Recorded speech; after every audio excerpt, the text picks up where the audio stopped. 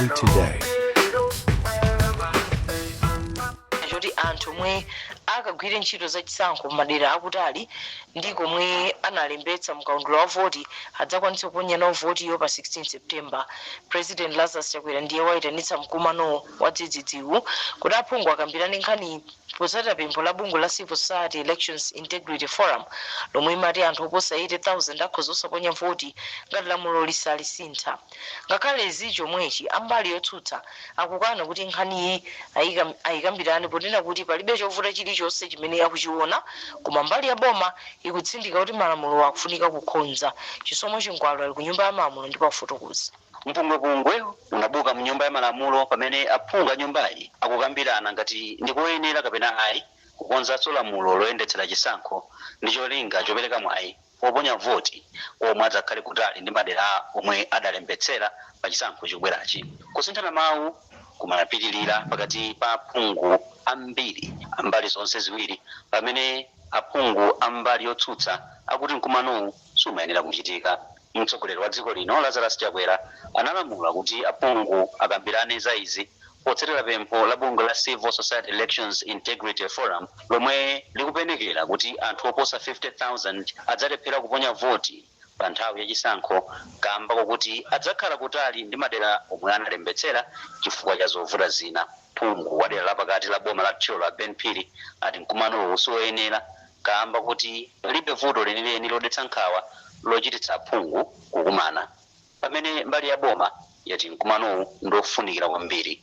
Richard Chimwendo Banda, mkulu wa nyumbayi, ati kukonzanso lamuloli kuthandiza kulemekeza ndi kupititsa patsogolo ufulu wa anthu oponya voti. Kusamvanaku kunachititsa kuti sipikala wa nyumba ya malamulo Catherine Kotane Hala ayimitse kaye zokambirana za nyumbayi kwa mphindi zisanu. Pambuyo pa izi aphunguwa anaponya voti kuti apeze ngati kunali koyenera kuti zokambiranazi zipitirire potengera kuti asanawapatse nthawi monga malamulo. Aphungu 104 anagwirizana kuti zokambirana zipitirire pamene 64 amatsutsa. Ngakhale zokambiranazi zikupitirira, komiti yoona za malamulo ku nyumba ya malamulo yati sikugwirizana ndi ganizo lofuna kusinthanso malamulo. Padakali pano nyumbayi ayimitsa kaye kuti aphungu akadye nkhomaliro. Kuchokera kuno ku nyumba ya malamulo ndine Chisomo Chingwalu. Dziko la Malawi lakwanitsa kupeza ndalama zokwana 7.3 billion kwacha choka malonda athonje kuyambira amene msika anawutsegulira m'Meyi chaka chino.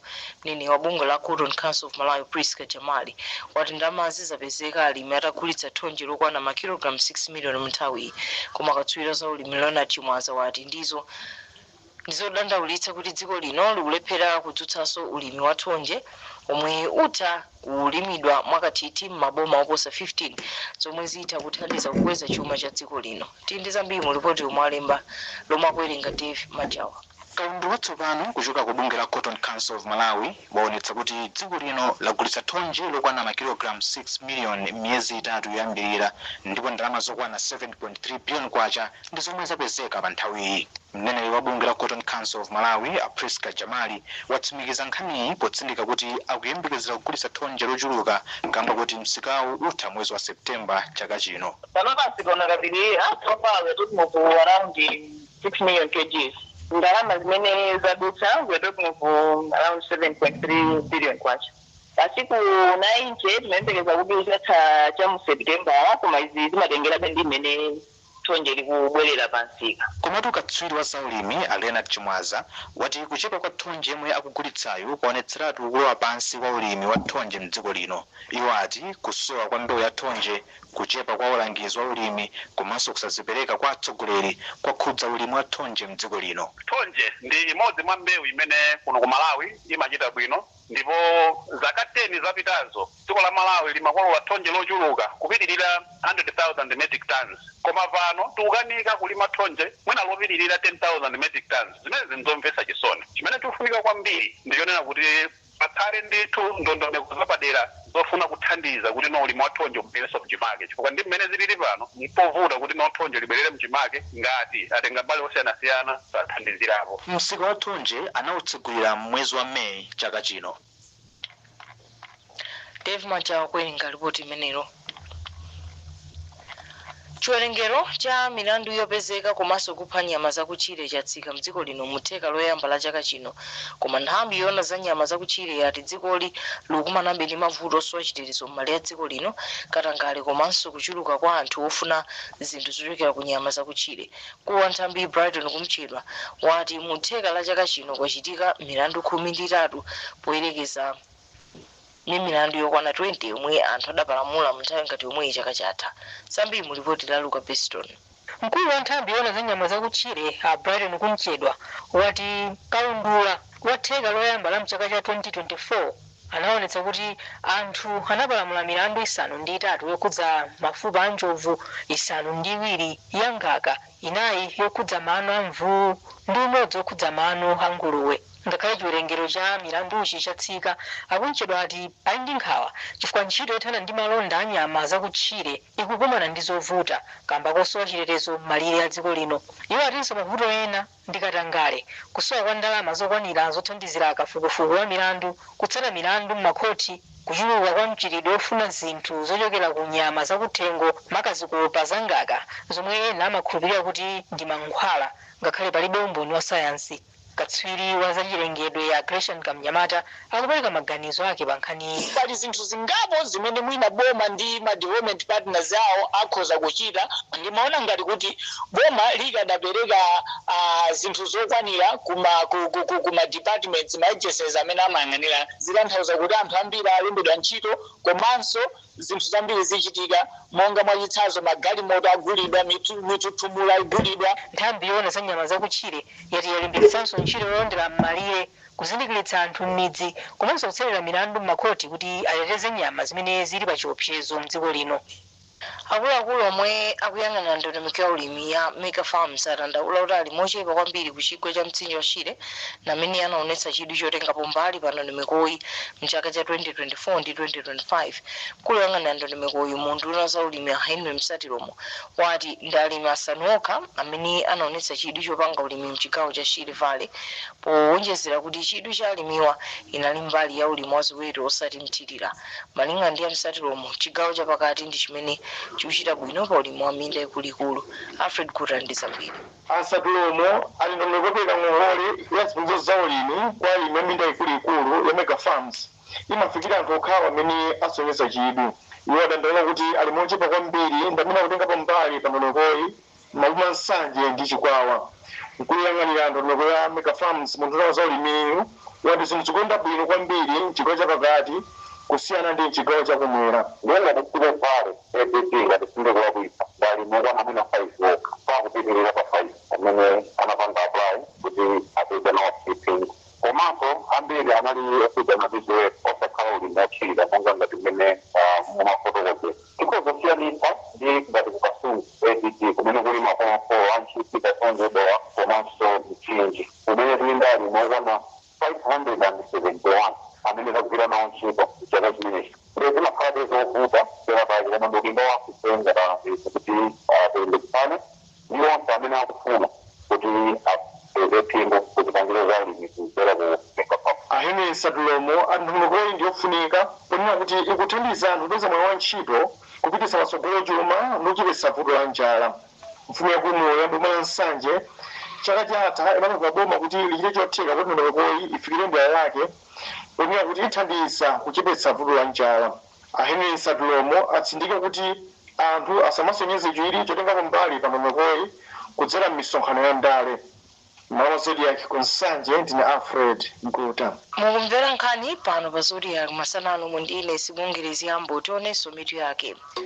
Dziko la Malawi idapeza 7.3 billion kwacha kuchokera ku malonda athonje. Anthu 6 afa pangozi pa msewu mboma la Mzimba. Ndipo kusamvana kwabuka ku nyumba ya malamulo pa nkhani yofuna kusintha magawo 74 ndi 75 amalamulo achisankho. Kusamasewero timu ya mpira wamiyendo ya kukoma Ntopa Girls yati kusaka 79 million kwacha yoti ikasewere nawo mpikisano wa azimayi wa Kosafa ku South Africa. Anthu 6 amwalira pomwe ena anawatengera ku chipatala cha Mzimba tsata ngozi yomwe ichitika dzulo usiku pafupi ndi mlatho wa Mzimba pa msewu wa M1.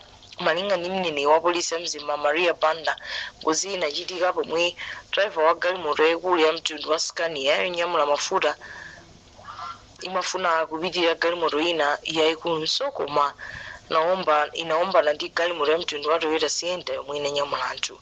Abanda ati anthu asanu ndi mmodzi omwe mayina awo sanadziwikebe anamwalira pamalo angoziye pomwe ena anawatengera ku chipatala cha Mzimba. Fanani Nyirenda walemba ripoti ili. Malinga ndi mneneri wa polisi ya Mzimba Maria Banda, ngozi iyi yachitika usiku wa dzulo pafupi ndi mulato wa Mzimba mu msewu wa M1 wochoka ku Mzuzu kupita ku Lilongwe. Abanda driver wa galimoto ya lole ya Scania yonyamula mafuta Asaidi Shabani omwe amapita ku Lilongwe amafuna kupitirira galimoto ina ya lole omwe anaombana ndi galimoto ya mtundu wa Toyota Sienta yomwe nambala yake ndi BY 8645.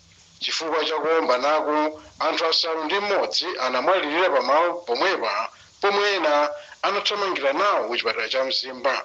Mneneri wa zaumoyo kumwera kwa boma la Mzimba Ellings Nyilenda wati anthu atatu mawu omwe anawatengera ku chipatalachi awatumiza ku chipatala cha Mzuzu Central chifukwa anavulala kwambiri pomwe ena akulandirabe thandizo pa chipatalachi. Padakali pano apolisi akusakasaka Asaidi Shaban omwe amayendetsa galimoto ya lole ya mtundu wa Scania yonyamula mafuta omwe anathawa ngozi itangochitika. Malo mwa Zodiac ndine Fanani Nyirenda. Khoso ya boma Balaka yati mavuto akupinimbira akuchuluka boma likamba kang'amba yomwe yakhala ikukhudza bomali kwa zaka zambiri.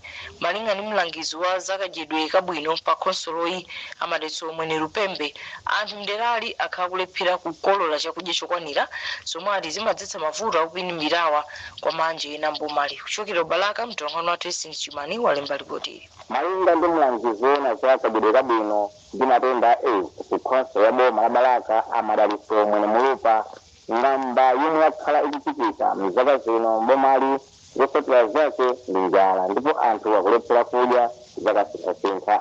Amwe ni Mulupa ati izi zikubwezeretsa mbuyo ntchito yolimbana ndi kunyenchera yomwe boma ndi mabungwe omwe si aboma akugwira mbomali.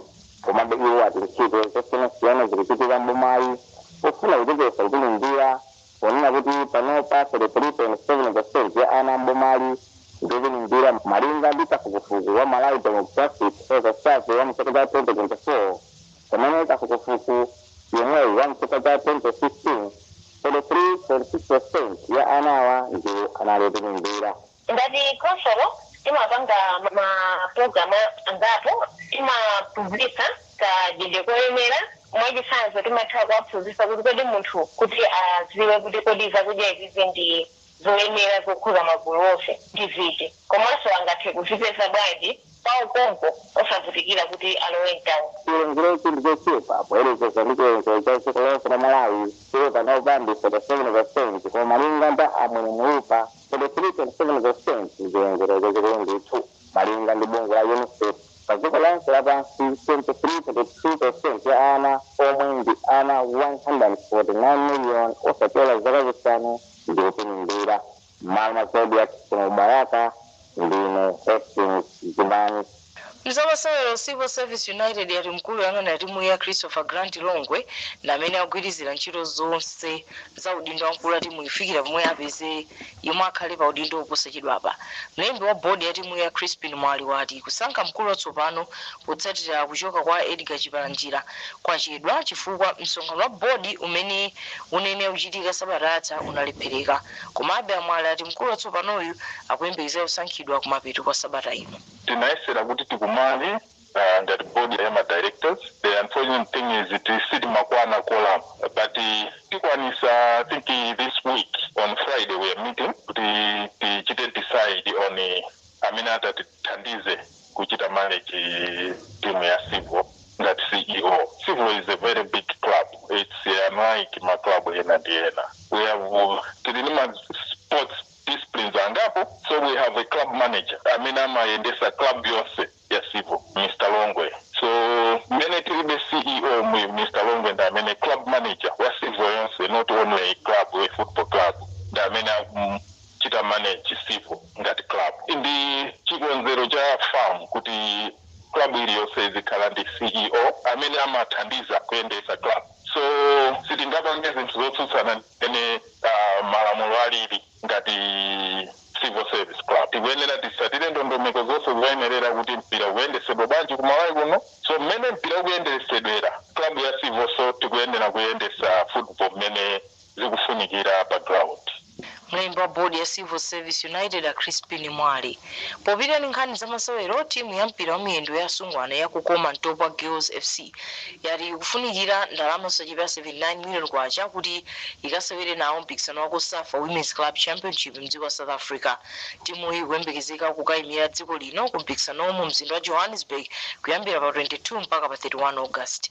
mwini wake komanso mphunzitsi wa timu iyi Isaac Jomo Osman wati gawo lalikulu likuyang'ana matikiti a ndege ndi zina zofunika za Sungwanawa sampanda ndi zambiri. pamene bungwe la Kosafa likuyembekezeka kuchititsa maere a ndime ya m'magulu ya mpikisano wa mpira wa miyendo wa Sungwana wa Kosafa Women Club Championship, timu ya kukoma Ntopa Girls FC ili ndi nkhawa kamba kuti sinatsirize kusonkhanitsa zonse zofunikira maka kumbali ya zachuma ngakhale anthu ena amene analonjeza kuti adzayithandiza akulephera kukwaniritsa malonjezo awo. mwini wake komanso mulangizi wa aphunzitsi a timuyi Isaac Jomo Osman watiuza kuti osewera ake ndokonzeka kusewera ndi timu ina iliyonse imene akakumane nayo ku mpikisanowu, koma chilimbikitso chikukhala chochepa kamba ka mavuto a zachuma potengera kuti timuyi ikufunikira 79 million kwacha kuti ikakwanitse kusewera bwino ku mpikisanowu makanso kumbali ya mayendedwe. a Osman atiuza kuti chiyembekezo chawo chagona pa mneneri Shepard Bushiri yemwe analonjeza kuti adzathandiza timuyi kampani ya kukoma imene imathandiza timuyi komanso bungwe la FAM. pali ma challenges zambiri kuti kuyembekeza mwina kukumana ndi ma sponsors athu akukoma kuti tione kuti tipanga bwanji ngati issue ya mabudget athu opitira kumene koko chifukwa mina kufunika ndalama zochuluka kwambiri about 79 million ingatithandizire kuti tiyuze ulendo umenewo ma air tickets. tikungopempha kuti ena akuzotigulirako matikiti kaya atigulira matikiti 5 atatu kaya awiri ndekuti ayithandizira club. chomwe chimavuta nchoti nthawi yonse sitimalankhula chifukwa sitimaziwa kuti tournament ikamenyedwera kuti. akakakale kachiwiri kuti timu ya kukoma Ntopa Girls FC ikasewere ku mpikisano wa Kosafa Women Club Championship kamba kuti inakaseweranso mchaka cha 2023 koma inatulukira ndime ya m'maguluyi osapambana masewero ena aliwonse. apanso ndi pamtsizo pa nkhanizo matisanasiyane tionenso mitu yake. kusamvana kwabuka ku nyumba ya malamulo pa nkhani yofuna kusintha magawo 74 ndi 75 amalamulo achisankho. dziko la Malawi lapeza 7.3 billion kwacha kuchokera ku malonda a thonje. anthu asanu ndi mmodzi afa pa ngozi pa msewu mboma la Mzimba. ndipo msamasewu timu ya mpira wa miyendo ya kukoma Ntopa Girls yati ikusaka 79 million kwacha yoti ikasewere nawo mpikisano wa azimayi wa Kosafa ku South Africa. nkhani ndi zomwezi mu 19 sibongerezi yambo masanabwe. aupatsirani za nyengo ndi amazinga bwenzi losaona nyengo. masanano kuli nyengo ya mitambo yapatali ndi yofunda madala ambiri. onse ogwiritsa ntchito nyanja akuchenjezedwa kuti akhalibe atcheru ndi osamalitsa pofuna kuteteza miyoyo ndi katundu chifukwa nthawi zina mphepo pa nyanja zathu monga ya Malawi ikupezeka kumawomba mwamphamvu.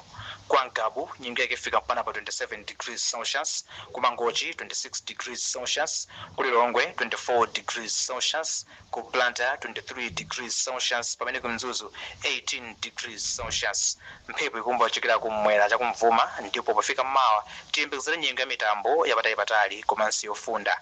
dzuwa likuyembekezeka kulowa 28 minutes past 5 ku Blantyre, 24 minutes to 6 ku Lilongwe komanso 22 minutes to 6 ku Mzuzu. za nyengo kuchokera ku nthambi yoona za nyengo ndi kusintha kwa nyengo mdziko muno nzomwezi. nane ndine Dave Tisungane Majawa. masana bwino. amakupatsirani za nyengo ndi amazinga bwenzi losaona nyengo.